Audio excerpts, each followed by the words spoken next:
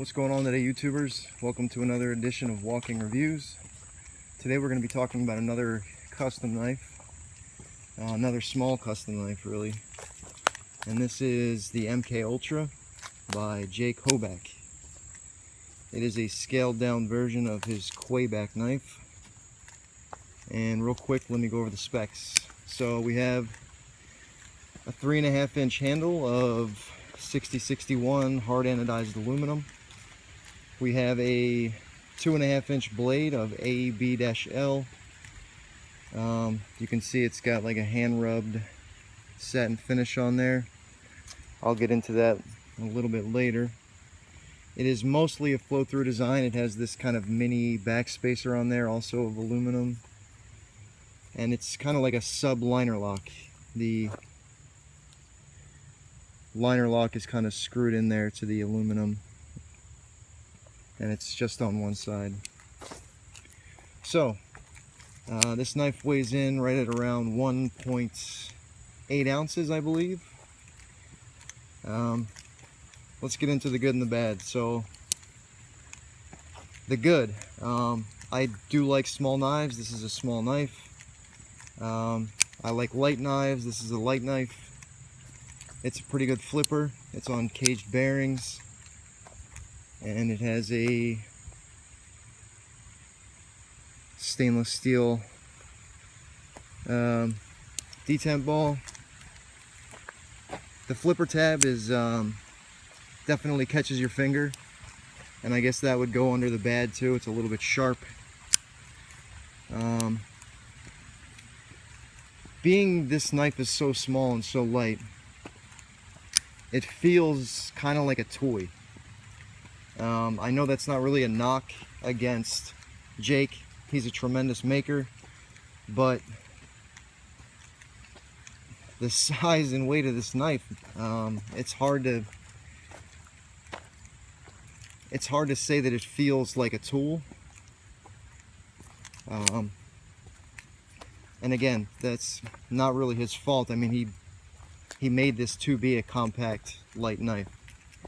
So the jimping up top is very aggressive, so that's a good and a bad. It's really great at holding your thumb in place. It locks it in like really well, but it's also a little sharp. So, I mean, on a knife this small, are you ever really going to be pressing it into use like this? Probably not, so I'd give that a pass. The hand rub satin finish is not even. You can see how it's got like streaky.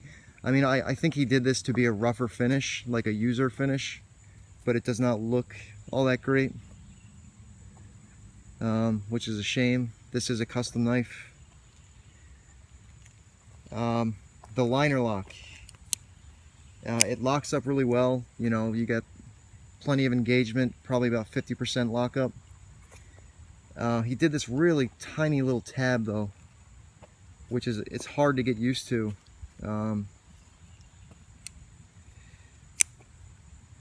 Instead of it being like a normal liner lock, this whole thing would be like the liner you would push over. This, it's just this tiny little tab up there. It does have jimping though to make it easier to catch, so it's not too bad. The pocket clip is nice. It's a 3D milled aluminum, and it's really good at going in and out of the pocket. I wish it was a little bit deeper as far as carry, but it's, you know, it's attractive. It's not too bad for carry. The fit and finish is really nice. Centering is spot on. The lockup is really secure. There is some blade flex. That's not like a misadjusted pivot or anything. It's not like the blade is rattling back and forth, but I think it's just because of the handle materials or whatever, it kind of flexes back and forth just a little bit. Not a lot, just a tiny little bit. I originally thought that this hole in the backspacer was maybe a lanyard hole, but when the knife is closed, the blade sits almost flush against that, so I doubt a lanyard would work in this knife. I think it would end up cutting the lanyard. The ergonomics are decent. The finger choil, the jimping, they kind of, right there, those 2 points lock it in. The handle's just a tiny bit smaller than I would like just a tiny, like my pinky tends to want to slip off the edge there. But again, it's nothing horrible. This does ride on caged bearings, so the action is nice and snappy. And it's fairly smooth too. It's not quite free dropping, but it doesn't take much to get it to close.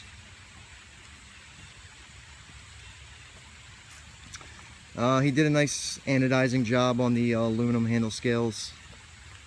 And there's the mark to indicate this is a custom. Now there is a mid-tech version of this knife.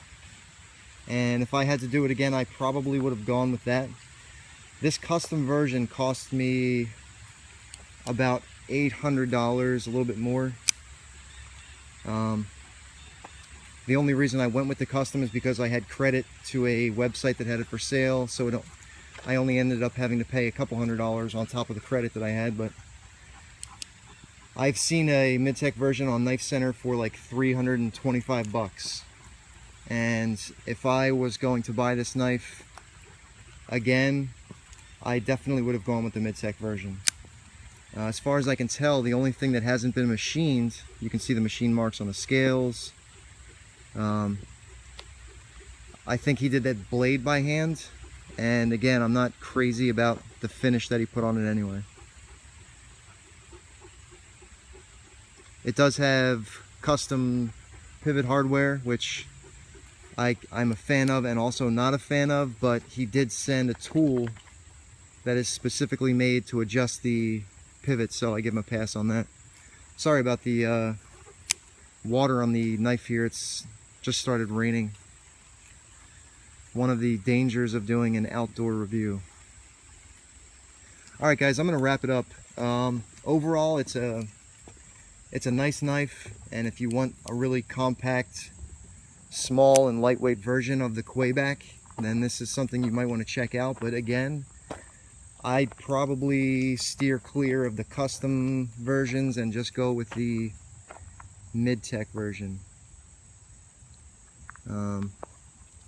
Yeah, so alright guys, take it easy. I will catch you on the next one.